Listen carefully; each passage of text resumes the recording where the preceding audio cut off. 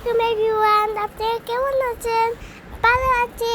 আমাদের এই হলো মতাই পুডিং হলো বানাতে চাইলে আমাদের এই ভিডিওতে অনেক দেখবেন। আমার ভিডিওতে আমাকে ভয়েস দিতে হয় না, আমার পাগলিটাই ভয়েস দিয়ে দেয়। এই ম্যাঙ্গো পুডিংটা খেতে কিন্তু ভীষণ মজা। এটি বানাতে চাইলে অবশ্যই রেসিপিটি সম্পূর্ণ দেখবেন। এখানে আমি ক্যারামেল বানিয়ে নিয়েছি। তিন চামচ চিনির সাথে সামান্য পানি দিয়ে ক্যারামেলটা বানিয়ে নিয়েছি। একটা বাটিতে 3টা ডিম নিয়ে নেব। এক বাটির থেকে কিছুটা কম আম নিয়ে নেব। এই আমটা ব্লেন্ড করে নিয়েছি। আর লাগবে ছোট 1 কাপ চিনি আর 1 মগ দুধ। 1 মগের থেকে একটু কম আছে। দুধ আর ডিমের পরিমাণটা সঠিক না হলে কিন্তু পুডিং জমে না।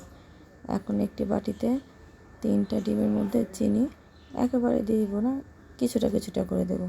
এটা অন করার সাথে সাথে চিনি ছড়িয়ে ছিটিয়ে অবস্থা খারাপ। হ্যান্ড বিটার যেটা আছে সেটা খুঁজে পাচ্ছিলাম না, তাই এটা দিয়ে বানানো। আমার রান্নার যাবতীয় সব কিছু আমার মেয়েটা নিয়ে যায়, তাই মাঝে মাঝে অনেক কিছুই খুঁজে পায় না। অল্প অল্প করে চিনি দেবো আর একটু মিশিয়ে নেব। বেশি মেশানোর দরকার নেই, চিনি গলে যাওয়া পর্যন্ত মেশালেই হবে। পুডিং বানানোর ক্ষেত্রে বেশি বিট করার কোনো দরকার হয় না। চিনিটা ভালোভাবে যেন গলে যায় সেরকমভাবে মেশালেই হয়ে যায়। ম্যাঙ্গো পুডিংটা খেতে এতটা মজা হয় যে কেউ এটি খেতে পারবে। অনেকেই পুডিং পছন্দ করে না, তারাও এই পুডিংটা খেতে পারবে। আমার বাসার কেউ পুডিং অতটা ভালোবাসে না, কিন্তু ম্যাঙ্গো পুডিং বানালে একবারেই শেষ। এখন এখানে 1 টেবিল চামচ ভ্যানিলা এসেন্স দিয়ে দেবো, যেন ডিমের গন্ধ না থাকে। এই জন্য ম্যাঙ্গো পুডিংয়ের ক্ষেত্রে এটা না দিলেও হয়, তারপরেও দেওয়াটা ভালো। দিয়ে ভালো করে মিশিয়ে নেব। তারপরে এর মধ্যে দুধ দিয়ে দেব। এখানে আমি লিকুইড দুধ নিয়েছি, আপনারা চাইলে গুঁড়া দুধ দিয়েও বানাতে পারেন, ওটাও খেতে ভীষণ মজা হয়। গুঁড়ো দুধের টেস্ট একটু অন্যরকম আসে আর কি। এবারও ভালো করে মিশিয়ে নেব। একটা একটা করে দেবো আর ভালো করে মেশাবো। এক্ষেত্রে পুডিংটা বেশি সফট হয়, ভালো হয়। এখন আমি আমটা দিয়ে দেবো। এটাও কিছুটা দেবো, একবার দেবো না, অল্প অল্প করে দিয়ে মিশিয়ে নেব, যেন ভালোভাবে ভালোভাবে মিশতে হবে, তাহলে পুডিংটা খুব সফট হয়। আর হ্যাঁ, এখানে অবশ্যই আঁশ ছাড়া মিষ্টি আম দেওয়ার চেষ্টা করবেন।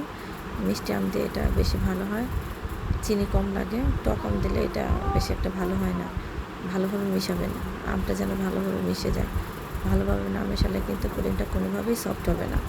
ভালোভাবে মেশানো হয়ে গেলে একটা চামচের সাহায্যে চেলে ক্যারামেল যে বাটিতে করেছিলাম ওই বাটিতে ঢেলে দেব।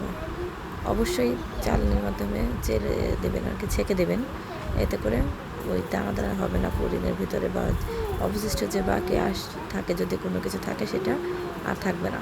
এখন একটি পাত্রে আমি টিস্যু বা তাওয়েল যে কোনো কিছু দিলেই হবে, টিস্যু দেওয়া যায়, তাওয়েলে দেওয়া যায়, দিয়ে পানি দিয়ে দেবো। এবং পানিটা ঠিক পরিমাণ মতো দেবেন, যেন বাটির উপরে যেন না ওঠে। অর্ধেক পরিমাণ বা তার কম দেওয়ার চেষ্টা করবেন। দিয়ে বাটিটা বসিয়ে ঢাকনা দিয়ে ঢেকে আমি 20 থেকে 30 মিনিট এটাকে জাল করে নেব।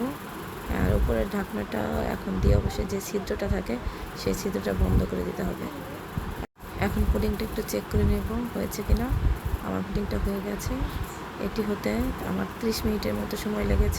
এটা নামিয়ে ঠান্ডা হওয়া পর্যন্ত অপেক্ষা করব। ঠান্ডা হয়ে গেলে নর্মাল ফ্রিজে কিছুক্ষণ রেখে দেব, 1 ঘন্টা বা তার বেশি, কম হলে হবে, কিন্তু আমি 1 ঘন্টার মতো রেখে দিয়েছিলাম। রেখে তারপরে আমি 4-5টা সুন্দর করে একটু হালকা করে ছাড়িয়ে নিয়ে আলতো করে একটা প্লেটে নিয়ে নিলাম। অবশ্যই এটি সাবধানে করবেন। আমার বাচ্চাদের তো তর সইছিল না, তারা কখন খাবে। পুডিং বারবার নর্মাল থেকে পুডিংটা বের করছিল। 1 ঘন্টাও তাদের কাছে অনেক কিছু। পুডিংটা এতটা সফট আর এতটা মজা হয়েছিল, না খেলে কেউ বুঝতেই পারবেন না। আমের সিজন থাকতেই অবশ্যই আপনারা একবার হলেও বাসায় ট্রাই করবেন। আর আমার ভিডিওটি যদি ভালো লাগে অবশ্যই লাইক, কমেন্টস এবং শেয়ার করবেন এবং পাশে থাকবেন। আল্লাহ হাফেজ সবাই।